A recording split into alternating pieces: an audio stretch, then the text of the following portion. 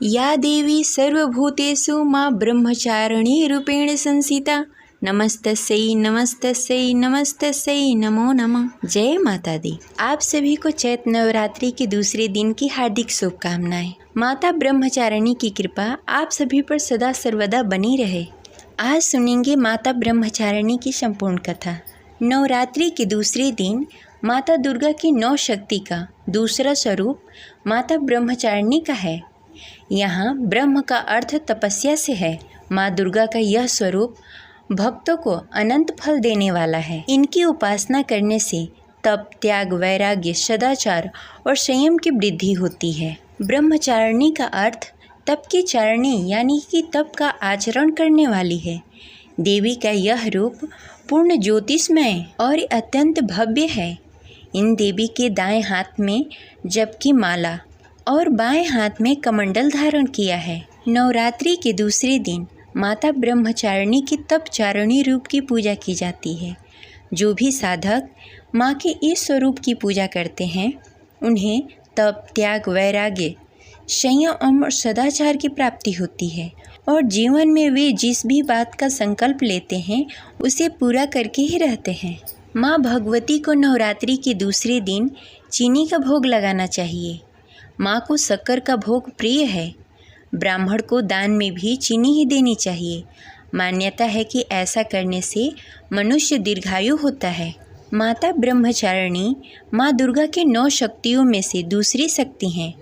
तपस्याचारिणी, अपर्णा और उमा इनकी अन्य नाम हैं।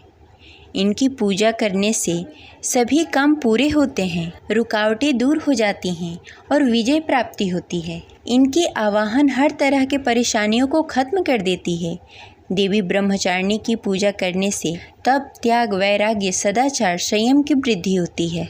अब चलिए सुनते हैं माता ब्रह्मचारिणी की कथा। कथा अंत तक अवश्य सुनिए और कमेंट बॉक्स में जय माता दी अवश्य लिखें। प्रेम से बोलिए माता ब्रह्मचारिणी की जय।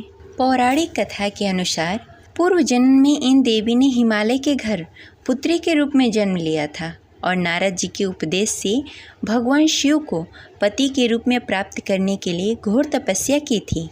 इन कठिन तपस्या के कारण उन्हें तपस्याचारिणी अर्थात ब्रह्मचारिणी के नाम से अभिहित किया गया।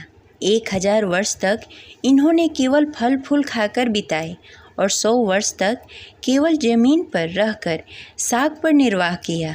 कुछ दिनों तक कठिन उपवास रखे और खुले आकाश के नीचे वर्षा और धूप में घोर तपस्या की। 3000 वर्षों तक बेलपत्र खाए और भगवान शिव की आराधना करती रहीं। इसके बाद तो उन्होंने सूखे बेलपत्र भी खाना छोड़ दिया। कई हजार वर्षों तक निर्जल और निराहार रहकर तपस्या करती रहीं। पत्तों को खाना छोड़ देने के कारण ही इनका नाम अपर्णा पड़ गया। कठिन तपस्या के कारण देवी का शरीर एकदम क्षीण हो गया। देवता, ऋषि, सिद्धगण, मुनि सभी ने ब्रह्मचारिणी की तपस्या को अभूतपूर्ण पुण्यकृत बताया, सराहना की और कहा कि हे देवी, आज तक किसी ने इस तरह का कठोर तप नहीं की। यह तुम्ही से संभव थी।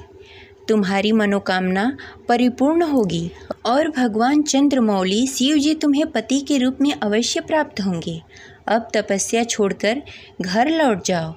जल्द ही तुम्हारे पिता तुम्हें बुलाने आ रहे हैं। इस प्रकार माता ब्रह्मचारिणी की कथा संपन्न हुई। प्रेम से बोलिए माता ब्रह्मचारिणी की जय।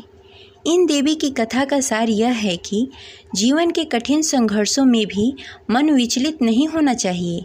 माँ ब्रह्मचारिणी देवी की कृपा से सर्व सिद्धि प्राप्त होती है।